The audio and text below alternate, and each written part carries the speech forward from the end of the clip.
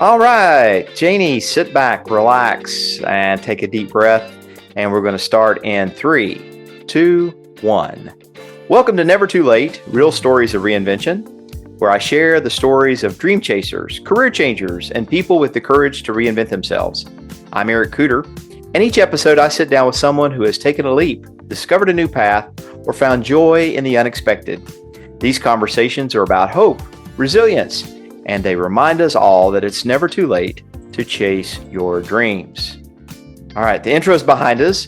It's so good to be with a dear friend of mine from, again, someone from the great state of Oklahoma, where the wind comes sweeping down the plain. So I have the joy of being with a dear friend of mine. Her name is the Reverend Janie Koch. And she is someone that I know has, through her humor and her resilience and her faith in God and her service to the church and God's people, that even through, and I know that you've done a reinvention in your life. We'll talk about that in a little bit. That she's actually an inspiration to me and others I know. And Janie's from, I'll ask you to tell you where you're from and a little bit about your background and growing up. But in her bio, she sent me something and tell me if I'm wrong about this. She says she blends structured worship, a hippie spirit, and a deep passion for justice and inclusion. Is that right, Janie? Did you say that? I think I was reaching. I Oh think my I had gosh. too much coffee when I wrote that this morning. So, Oh, that's okay. Coffee's good. Coffee's good. Too much coffee is always good. Anyway, we can edit that out if we need to. So, Janie, what a joy to have you with you, my friend. thank you, Eric. I'm glad to be here. It's good to see you again too. Good to see you. My goodness, it's been a couple years, 3 years I think almost. so. 3 years. Hmm. Holy cow! So, Yeah. Janie, we'll jump in a little bit of your background a little bit, and let you tell the folks a little bit about you and your history. But before we do that, I always ask folks, would you mind sharing a little bit about how we met and maybe how we served together, or anything that you want to share about our past or how our lines have crossed? Oh, excellent. You were the canon to the ordinary here in Oklahoma for a period of time, and I was new coming into Oklahoma as well, with my first church that I had taken here in McAllister. And I remember I called you several times because I had questions about my church and how I needed to maneuver some situations. And I remember sitting in the parish hall of my congregation of my church, and you asked very direct questions, and you also offered support and guidance. But first, you offered some rationale as to why you were telling me what you were telling me in terms Hmm. of advice, and saying, here's the reason why I feel like I do, because here's my experience. And Hmm. so that made me say, okay, you've lived this role, you've lived this life, and you have the experience to back it up. Hmm. And so it was personal and it was also professional, which I loved that blending. And Oh, so I remember calling you a couple of times that I needed some guidance, and so I appreciate you very much. thank you, Janie. Yeah. Yeah, and I know as you know, the ministry of being a priest in a parish, having done it, and I like you. Well, I don't know all the circumstances, but I know for me, my first call was very difficult. Right out of seminary, trying to manage things that had nothing to do with the priesthood and everything to do with business and operating a preschool. This was my experience. And, Mhm. as hard as that was, it really formed me. And I think in time made me a better priest. But yeah, so thank you for that. I didn't realize, that's the thing I keep finding out when I have these conversations with folks is, you know, we live our lives sometimes and we have these people that come across our paths. And they've, they've had an influence on us, but the people sometimes don't even know they did. And Yes. it makes my heart sing to know that I was able to hopefully be some help to you as you were going through things that Yes, you were dealing with. So thank you for that. Yeah, absolutely. I still remember Terry and I visiting your parish one Sunday and preaching. I mean, I have this vivid memory. And then I think we had like a vestry retreat at your house Mhm. after that.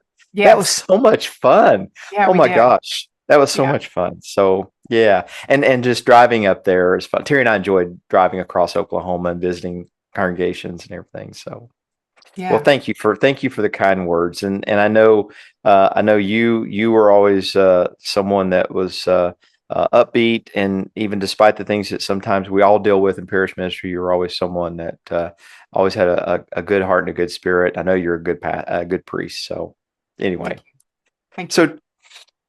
so the podcast talks about people who've actually made changes in their life. They've hit a fork in the road, and I know you have. And I think you'd shared with me that you came to the priesthood. A lot of us come to the priesthood in the Episcopal Church at a different time in life. We don't all come out of college and go right to seminary. So you had a life before ordained ministry. Do you mind kind of sharing a little bit of that, the work that you Absolutely. did? Yeah, that's Absolutely. exciting. That's exciting. And it's funny how I have so many friends across the country who did have careers, did have lives before. And when we get together and we talk about our path, um, it's always, well, I feel like God has always been calling me to this, and I just Hmm. kept pushing it off and pushing it off, and then finally, in your 40s or your 50s, okay, God, here we go. I'm ready. Thank you for sticking with me. Yeah. So, yes, I did have a life before the priesthood. I was a high school English teacher for 20 years and loved being a teacher. Of course, I was teaching, um, I started teaching in the early 90s Hmm. and finished about 2010, 2011. So times were very different then than they are now. I'm not exactly sure that I would want to be a teacher now. It would be very, very, very different. Yeah. But I enjoyed teaching. I enjoyed the kids. I did teach I think it was 1 year that I taught seventh grade. Never again. Um, Was it because, prepubescent children? Is that? yes, um, there's a lot of things. The junior high, middle school teachers are in a completely different category. They are going to be in a separate room of luxury and refinement and heaven. That they've earned it. Um, I can see that. I can see that. yes, yes. But I loved the kids and I loved challenging the kids and being the kind of, I always wanted to be the kind of teacher that I had in Hmm. my high school. I think we're all like that. Hmm. And um, and I learned a great deal from them as well. And when you come out of college and you're going into your first year, you're 21, 22 years Hmm. old, maybe. Yeah. And when you're teaching seniors, you're only a couple days older than them. And I never thought of that. You're right. I mean, yeah, yeah. yeah. So I always, we heard it quite a bit in education training. Don't smile till Christmas. Don't smile till Christmas. And so that you can establish your voice and your authority and your presence. And it's always easier to back off Right. than it is to kind of ramp it up when you've already Hmm. established yourself. So, and I still keep in touch with many of my students. Do you And really? and I haven't been in the classroom since 2011. I think that's when I left. And I still Wow. have students that they're grown, they're married. Some of them have have grandkids of their own, and Oh my but gosh. it's great to see them and see their lives and see what they're doing and their challenges and their joys. That's That's it's a good part of everything coming full circle. Yeah, I really understand it. I've been a teacher myself for a long time. Hmm. Um, uh, mostly adults. As a teacher of flight, as a flight instructor, I've Hmm. taught adults. I teach adults now. There's sometimes it's difficult when you're dealing with adults that uh, pilots tend to have egos that are bigger than, what is it from Top Gun? His body's writing checks, or his ego's writing checks that his body can't cash, or her Hmm. body can't cash. Well, that's the folks I deal with because they fly jets. Uh-huh. But there's some similarities. God forbid that any pilots I've taught hear this. There's just a lot of similarities between seventh graders and pilots teaching them. So I get some of that. I get some of that. And when you said staying in contact and just the relationships, they last a long time. Yes. So um, so you taught for 20 years. You were like Hmm. what, 15 when you started, right? I'm just kidding. Oh, sure. Yeah, Sure. Yeah, right. absolutely. Yeah, absolutely. So what did you love the most? Now, well, first off, I got another question. What you said you taught seventh grade, but what other grades did you teach, and which grade did you love the most? Which grade or level of school did you teach that you love the most? I taught ninth through 12th. Ninth through 12th. I Okay. did teach a couple of years of eighth grade. I think that what I loved the most, actually, this is a really good question. Hmm. When I first started teaching, I never felt like I was a very good writer. And so I was scared to teach writing, even though it was a part of the curriculum and it's a part of what they had to learn. And I thought that I was grossly inadequate at how to write an essay and how to um, college entrance essays and things like that. Hmm. And so I dug in and I said, you can do this. And I read materials and I watched videos and kind of taught myself. And then I had a co-teacher that was able to break things down sentence by sentence Hmm. and have a formula, almost like Okay. math. Uh-huh. Once I had that formula, then the creativity could flow from there. I gotcha.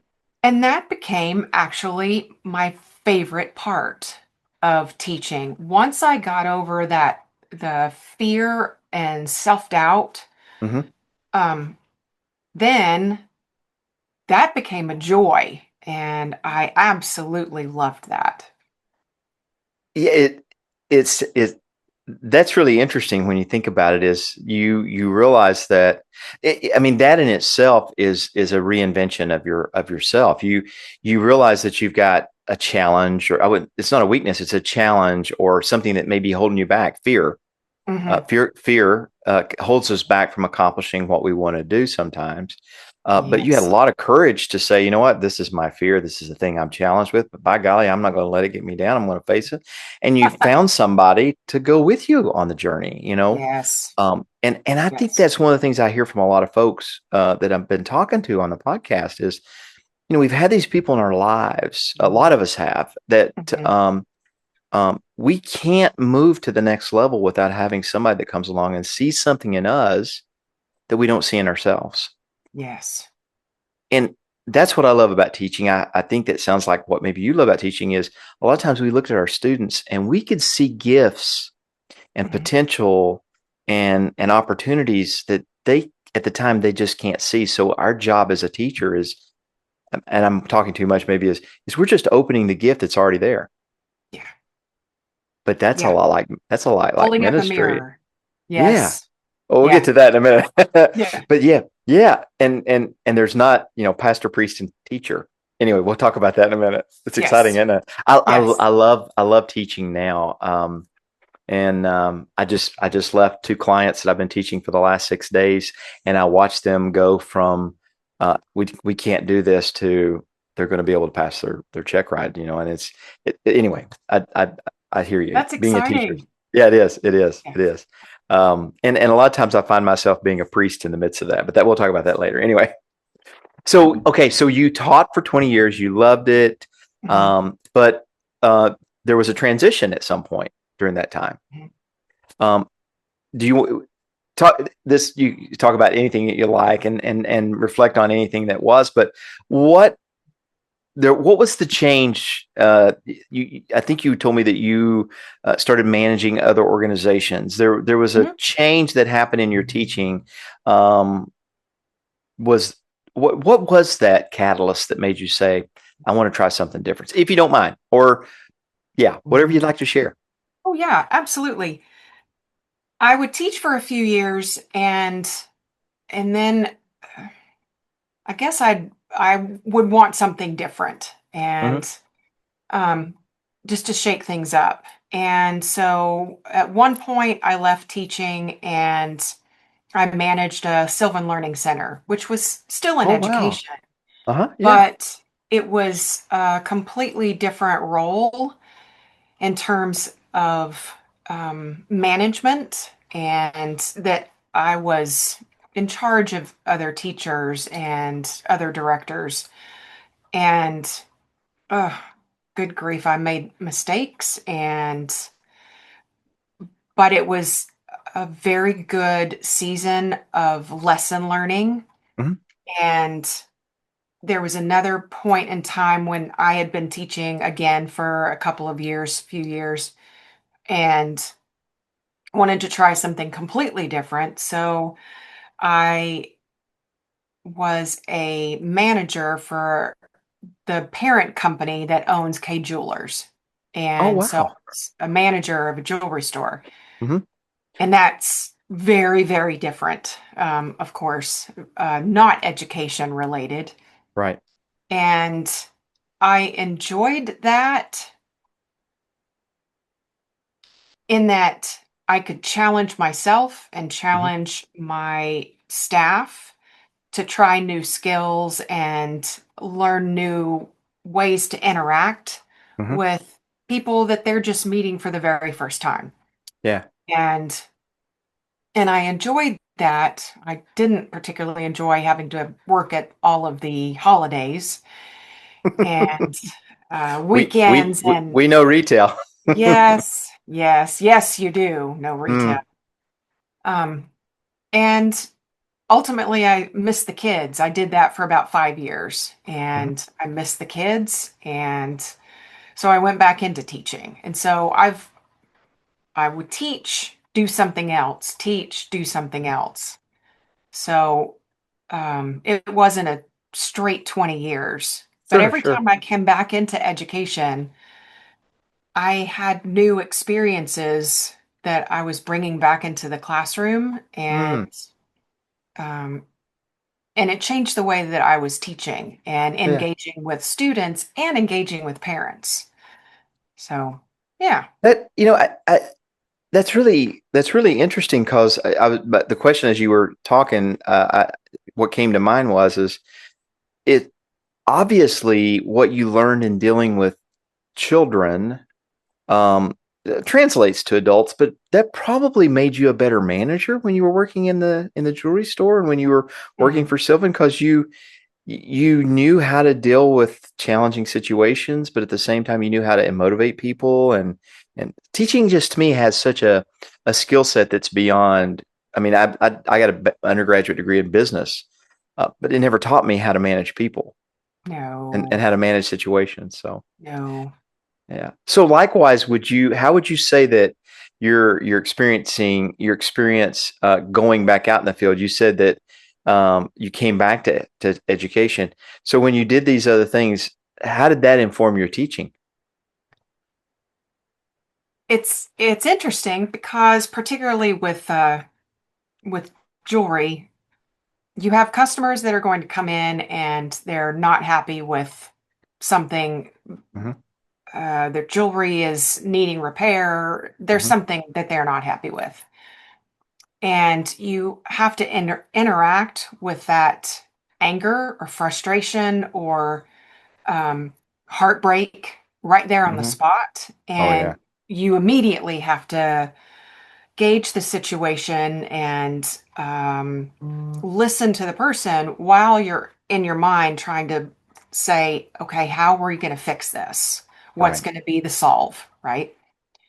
And I remember that one customer I used to explain jewelry maintenance is much like car maintenance.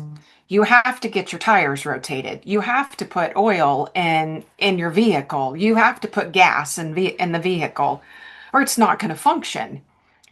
You've got to come in and you've got to get your jewelry inspected. You've got to do the maintenance, or it's going to break. And Right. oh, that did not sit well. So anyway, Why can't I just wear my diamond I all the know time and never do anything with it? exactly. No. But getting back to the core of the interpersonal skill that Hmm. that gave me allowed me to be able to talk to students who had come in from the previous class and were really mad about a grade that they had received or the Gotcha. fact that they weren't going to be able to play football that weekend or and be able to meet that frustration or meet Hmm. that emotion and not necessarily take it personally. Sure. It's not mine. How they're feeling is not mine, Oh. and yet I can Hmm. still be present. Absolutely. Yeah. You know, as I hear you talk about your experience both in retail and how it translated back to teaching, I can't help but think that the good priest, the caring pastoral person that you are, has been informed and the gifts have been honed in those experiences of teaching and managing people in difficult times. Absolutely. Yeah, because Absolutely. everything I heard was pastoral. Hmm. Huh, huh. You think What? God, what? Do you think God actually, do you think God actually forms us over time for the ministry we've been called to do? You know? You think God knows the trajectory? Y- What? y- Yeah, and as and this the whole thing of being reinvented, Mm, yeah, certainly we have to be willing and able and ready, but God's not the grand puppeteer, but I think no. God creates us for ministry, to care and love and take care of God's children, all of us. That's part of Hmm. the baptismal covenant. Yeah. And I can't help but sometimes, like I'm going to talk about me for a second, sorry, that sometimes we're placed in times and situations that take us out of what we've been called to do so we can be strengthened for what might be next. All right, tears are going to flow, so I'm moving on. All right. So we don't know. Anyway, back to you, Yeah. my dear sister. So that's interesting. So now that Mm, we're talking a little bit about ministry, mhm, might be a good time to kind of do a little segue here. mhm. One of the things you shared with me is, like me, we share the fact that we both grew up. I think you had said you had an evangelical tradition background. I grew up Methodist up until my teen years, and then went to the Baptist church. I would say that's very evangelical. Mhm. Um, and can you talk a little bit about that and how that was a part of your formation and how that informed you in your life and your ministry, maybe? Absolutely. I grew up Southern Baptist, and my parents actually still attend the church in the very small town that I grew up in. And my uncle built the church building, and they Wow. have been members there since 1974, and they still go there. Wow. Um, Great history, Yeah. Yeah.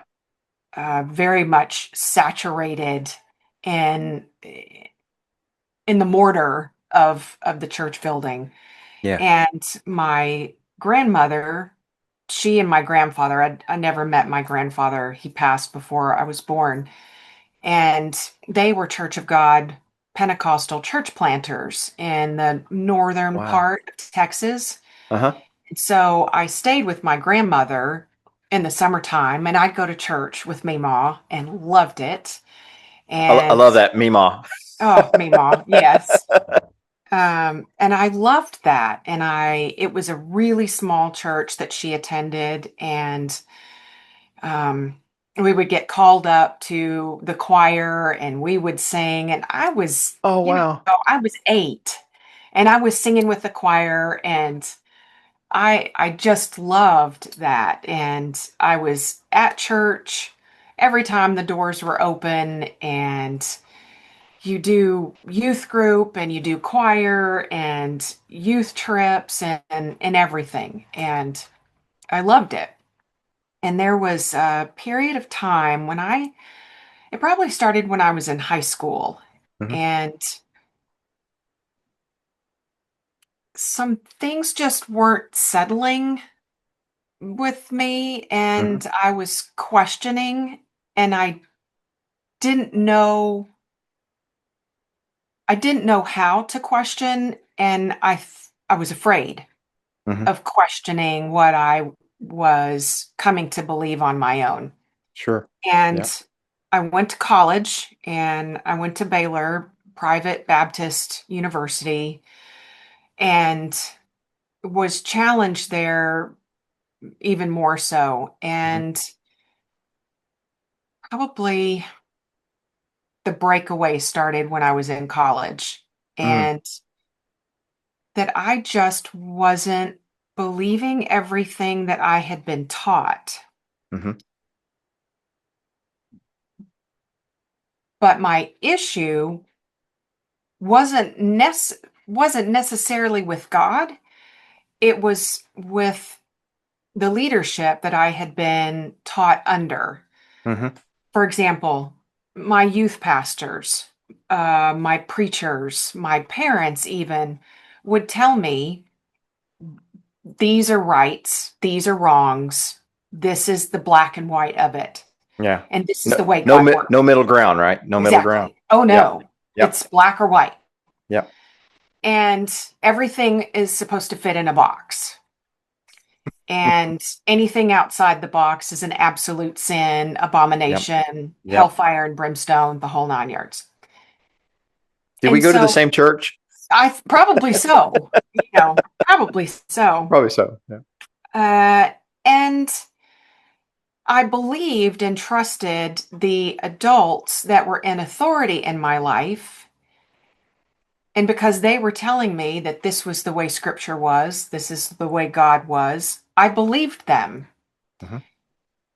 And because I believed them, I didn't like what they were describing. So I didn't want to be a part of that. Yep. I was more willing to walk away from that faith because I didn't have the language or the self-understanding, maybe, to be Yeah. able to challenge authority Hmm. and to question authority of the people that I can see, like my Sure. parents.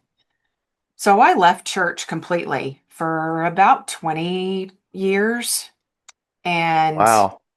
went through the whole, God is a clockmaker, and just winds it up at the beginning and watches things unravel, and Right. Yep. that we are ants, the ant farm that you had when you were a kid. And Right. Yes. yes, Yes. Yep. yes, The grand puppeteer yes, that dropped the strings, and now you're kind of you're kind of on your own. He's just watching. yeah, yeah. Yeah. We So I did go to went the through all of we did that. go to the same church. Just saying. I think So so. They all got the same blueprints. they do. There Yeah, are some. Yeah. yeah, And we may have listeners out there that come from that tradition, but sure. and that's not to diss. I mean, hey, whatever works for your understanding, but Hmm. It sounds like, and from just knowing you, that you and I, as Episcopalians, and probably a little more on the progressive side of theology, if I um, that questioning faith issues is a part of who we are in our tradition. Is that fair, you think? Oh, very fair. Okay. Yes. So coming back to you. So you went through this period, you walked away from the church for a while. Hmm.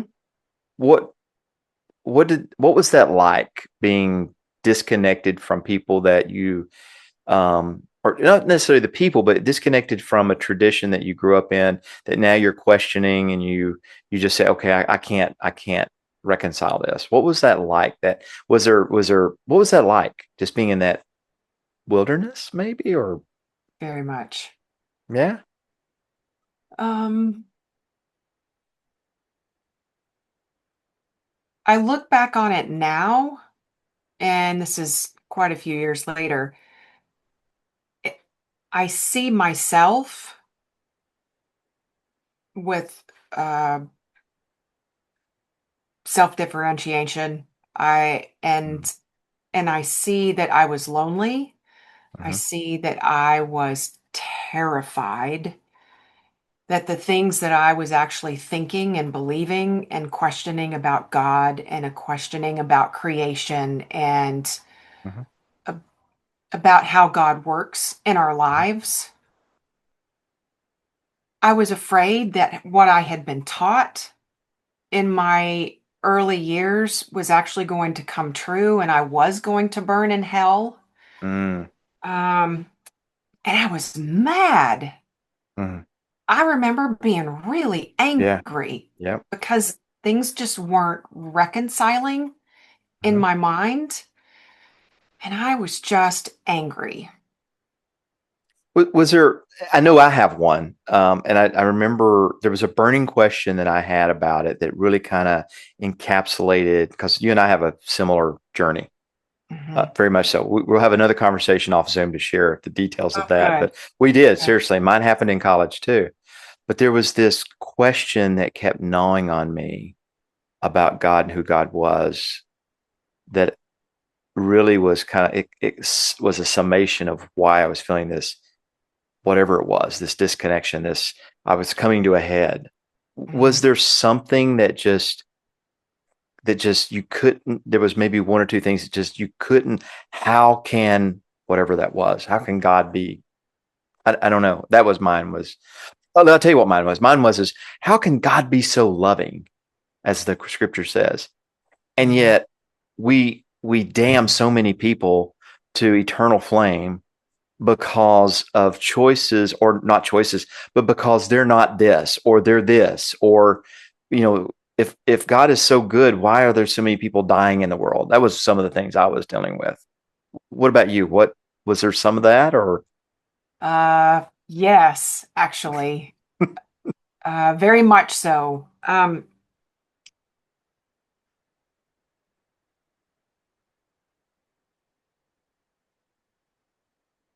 I think the question that I couldn't reconcile was God's creation is perfect. And according to the world standards and religion Mhm. standards, there is imperfection.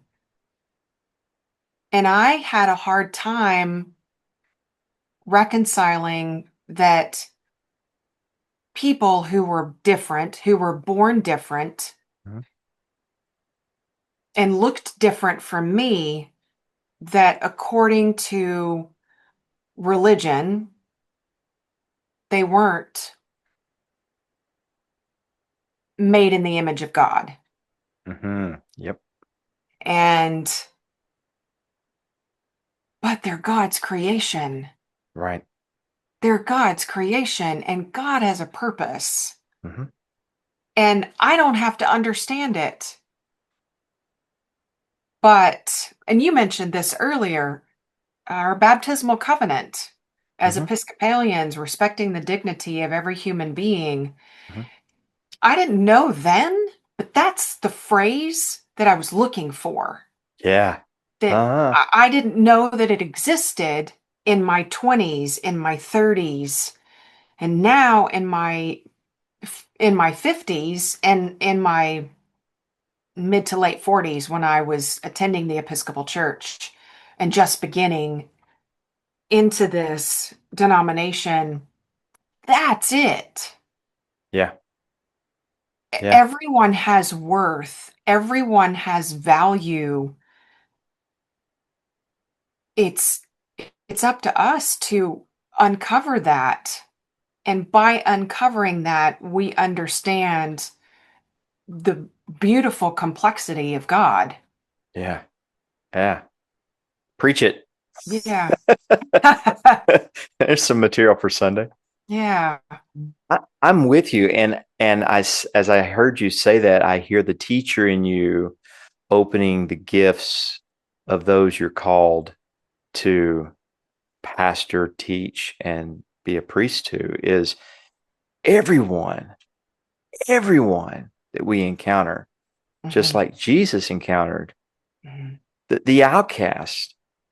I got into let's just say I got into an interesting dialogue in social media with someone the other day and thought I was, let's just say, I was saying this about the dignity of every human being, that everyone's a creature of God. And Yeah. who are we to stand in judgment? You know, but that's the turning. Part of the turning point for me coming back, and then I want to ask you is when I started exploring coming back to faith. I found it. My brother looked at me. I said, "I'm not going back to church ever again." He says, "Why?" And I said, "I just can't believe this. I'm not going to tell you what I said, but I can't believe this stuff." He Mhm. says, "You need to go to the Episcopal Church." I went, "Why?" And he goes, "Go." Yeah. And I went and I saw the Eucharist for the first time, and I almost cried. Yeah. I'm like, "Where did this come from?" Mhm. And then the words in the prayer book, Mhm. um, the promises that we make to one another and to God. And I'm going, where did this come from? Well, Mhm. where's this been all my life? Yeah. And the turning point for me was I was sitting in confirmation class. Yeah, I got that far with an older priest. And I looked at him and he says, "Anybody have any questions that you'd like to ask?" And I said, "Yeah, I've got one. How can this God that we follow, there's at the time, I guess 6 billion, 5 billion people in the world, and only 2 million are Christian, or how many ever million are Christians. Mhm. What about the rest of them? That don't know Jesus or they don't follow Jesus. What about them?" And this is what he said to me. He says, "Here's what I think. Scripture says that Jesus is the truth, way, and the life, right?" And I go, "Yeah." And he says, "Here's the thing I think is if you're trying to follow truth and trying to discover truth in some way I can't fathom, maybe you're trying to discover Jesus in some way that you don't even know." And I went, "Okay, that's all I need. I'm back." Yeah. That's crazy, right? Yeah. So But what it's was yours? beautiful. Yeah. And I keep finding myself, and maybe Mhm. you do too, is Mhm. I keep coming back. When I walk away, Yeah. God never walks. Here we go. It's not about me, but Preach it. Come on. God, come on, preach it. It's still in me. God never walks away from Yeah. us. Yeah. We're the ones that walk. We're the prodigal daughter or prodigal son that walks away. He's always on the porch saying, "I'm waiting. Come on back." Come on back. And he doesn't go to chastise you. Oh God, I'm preaching. Here we go. He doesn't chastise you. He Uh-huh. doesn't give you condemn you for the things that you've done. He says, "My daughter, my son, they were dead, but now they're alive. Bring out the best. Let's party. They're Yeah. home." Yeah. We're always the one that stand in judgment, going as the older brother, saying, "That son of yours." What? That's not, Am yeah, I right? that's not That allowed. son of Yeah. he. Oh, we're preaching. He said that son of yours. He doesn't even acknowledge him as his brother. That son of yours. Mhm. Your brother was dead. Now he's alive. You've always Mhm. been here. Anyway, I don't mean to preach. I just when I hear your No. story of so tell me about coming back. What was that like for you? And what was the catalyst? How did that? I took your thunder there. I'm sorry. No, no, no, not at all. I get excited about the fact that we come back to faith. But tell me about your coming back to faith. Um, I had left for like I said, about 20 years, um and Meemaw died in Hmm. 2012, and she was 101. Oh my goodness. Yeah, yeah. Wow. And so I was sitting in the funeral, and the church was absolutely packed because she had had such an impact on so many lives for 101 years. And I was looking around at the people who had been touched by her witness, and I heard her voice, and I remember sitting there thinking, there's got to be more that I haven't understood. Hmm. And she has something and had something that I haven't yet discovered. And I want what she's got. Wow. And I was sitting there in her funeral, and I'm right there in my mind, remembering exactly where I was sitting and where the casket was, and within 2 weeks of her funeral, I started shopping around for churches, Wow. and knowing that I had not had that moment where my logical brain and my emotional heart could come to the same understanding of creator. And Wow. that is what had been out of sync for me. Hmm. And so I went to several different churches, and I went to an Episcopal church, and it looked very much like the Catholic liturgy. Hmm. And the Baptist church that I grew up with was very structured and quite different than what it is today. And Sure. I loved that part of it. I loved the structure and walking in and seeing all of the pews, but then you have you have this altar and this huge um the back wall. We call it the reredos, but you Hmm. have that back part behind the altar that's your focus point. Hmm. And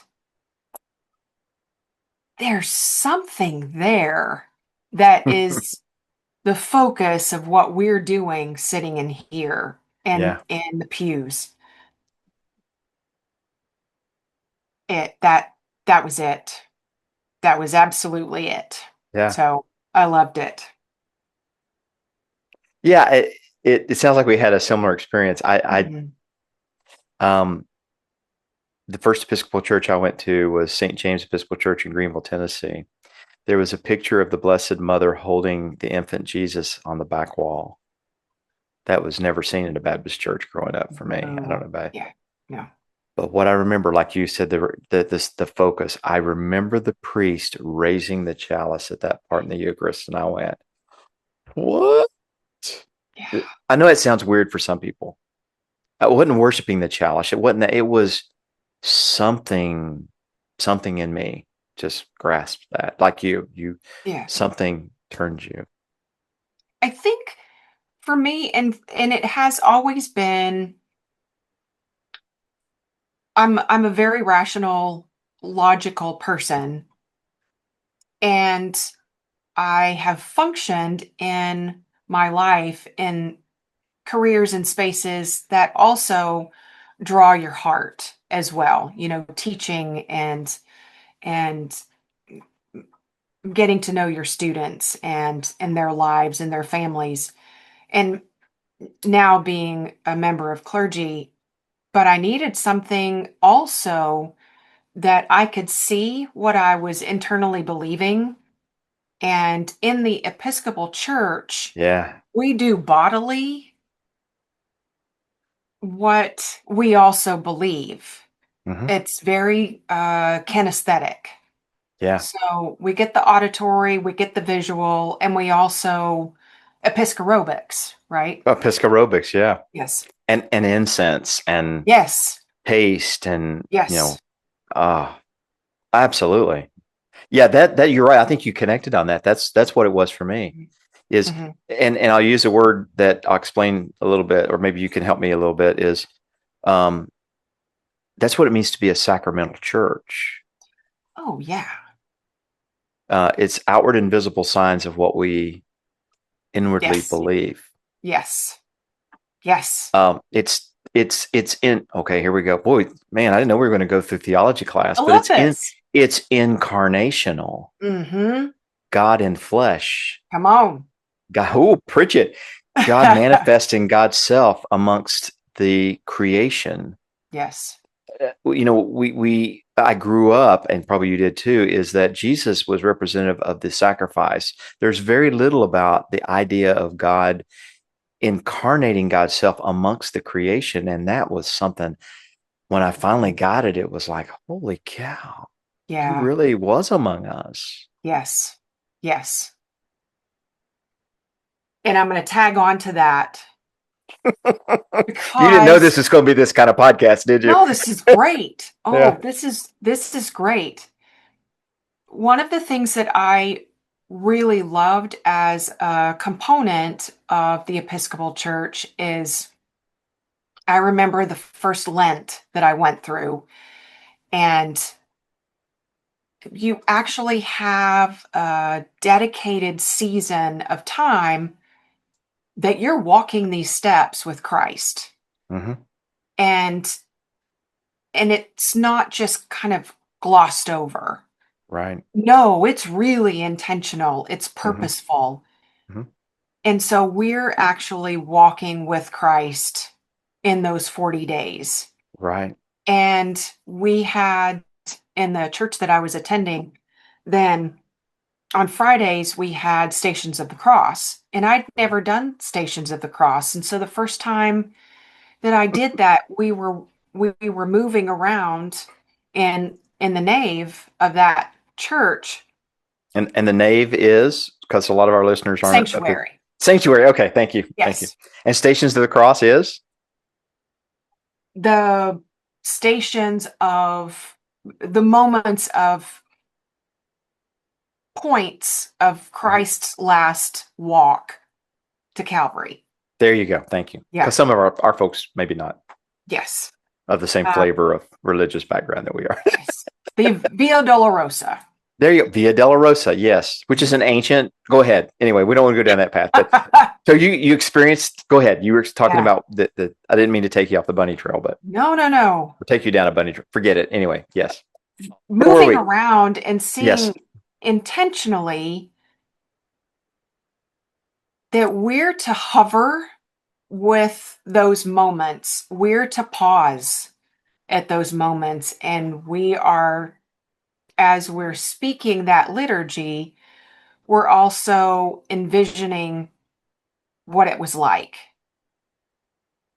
And we're supposed to be there in that moment. Hmm. And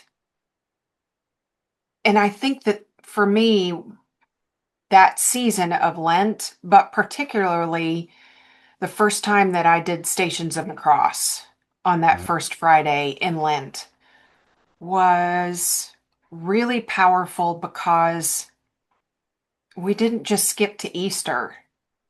Right. You have Maundy, Thursday, you have Good Friday, you have Holy Saturday, the Easter Vigil. You slow down with these moments, Right. and it really punctuated the fact that Christ was God on earth. Mhm. And it made Christ more accessible. Yeah. Yeah. Not a story, not a series of rules, Hmm. not my seeking my own holiness to win some kind of attainment of grace that flowed freely, that all I had to do was I'm preaching again, open your Hmm. arms and receive it. Yeah, Yeah. we had a similar journey. Yeah, that's Yeah. interesting. I bet you there's a lot of clergy who came back to church in a similar way that I found think things so. that we found. That's part A of Janie Koch's interview for the Never Too Late podcast.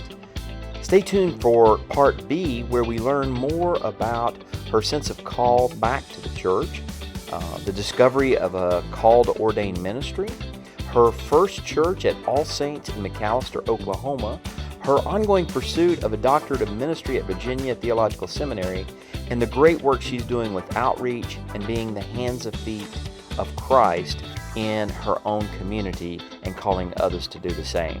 Stay tuned for part B coming up next week, and thank you again for subscribing and listening to Never Too Late, Stories of Reinvention.